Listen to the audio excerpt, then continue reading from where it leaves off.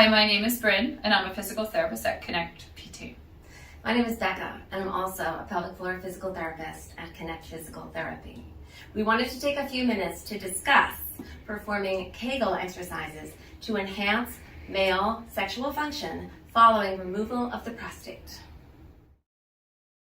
The first symptom we're going to discuss is climacturia. This is the involuntary loss of urine during climax. We work to eliminate this problem by training the fast twitch muscle fibers, which account for about 30% of the pelvic floor.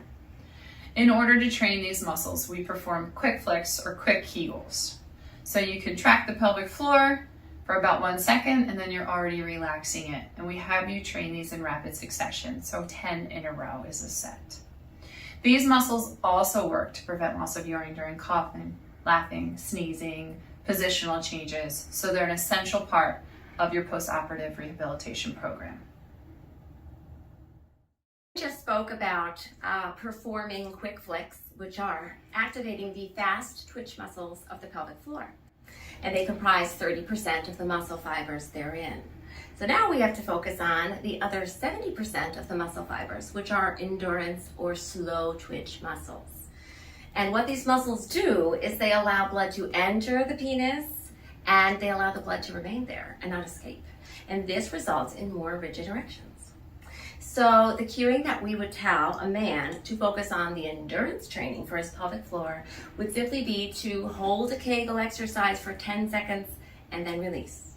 This would be performed in sets of 10 and it would be 6 times a day.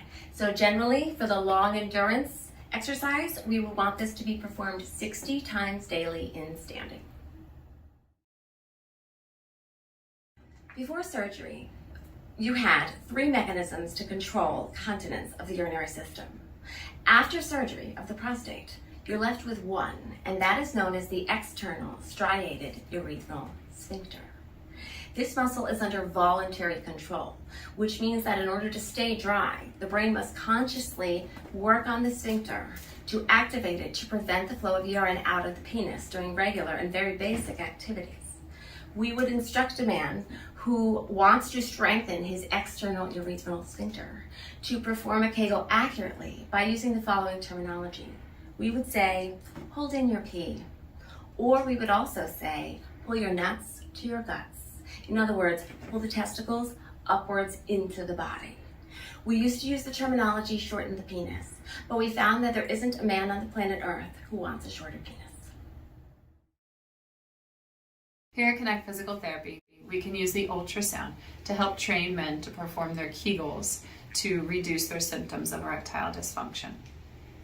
We tend to use the ultrasound on the lower abdomen because we want to train our patients in a functional position, and this is the same position we would have our patients go home and perform their Kegels in, which is standing.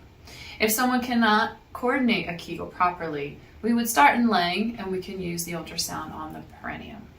Either way, most men are comforted to know that they don't have to have any invasive evaluation of their pelvic floor muscles as they've already been through so much. So we're going to demonstrate, using our very generous volunteer here, how we would evaluate a Kegel using the ultrasound. Earlier we spoke about how we use the fast twitch muscle fibers or the quick Kegels to help reduce involuntary loss of urine during climax. So I'm going to start by demonstrating the quick flicks. So our volunteer has a moderately full bladder, which we need in order to visualize the bladder on the ultrasound. Okay, is this cool?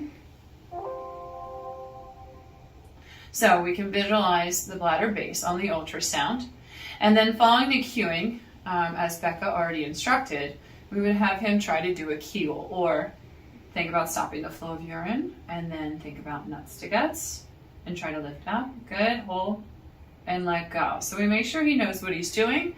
Now we're going to go ahead and have you perform 10 in a row.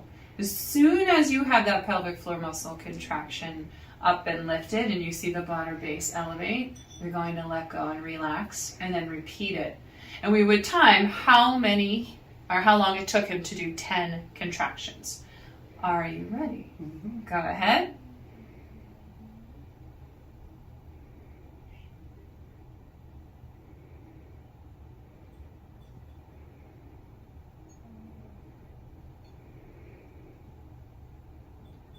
Good. And we would tell him it's time with a goal of having, I'm going to pause this, of having the ability to perform 10 Kegels in under 10 seconds. 10 seconds or less would be a good score.